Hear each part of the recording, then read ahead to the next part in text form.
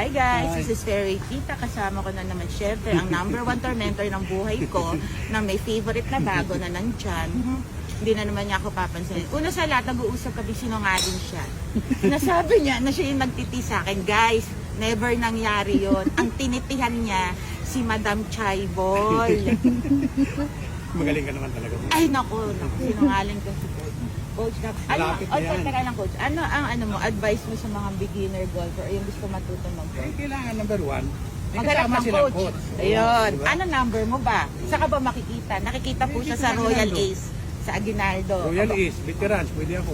Volleyball. Sana naman po malibre niya na ako ng training ko, no? Dahil pinopromote ko siya.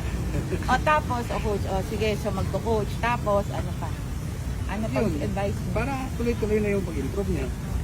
Okay. Tapos Ako ba? number one kasi beginners, number one etiquette. No? Etiquette. Etiquette. Bisaya po kasi ang coach ko. Etiquette. O tapos? Yun, yung number one. Kaya ituro mo talaga yun. Kasi kailangan yun. Kasi bago maglaro, sure ka na.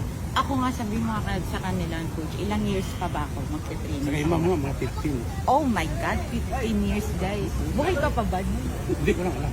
Ano na yun? Hahanap na kami ng kapalit mo. Wala na yun.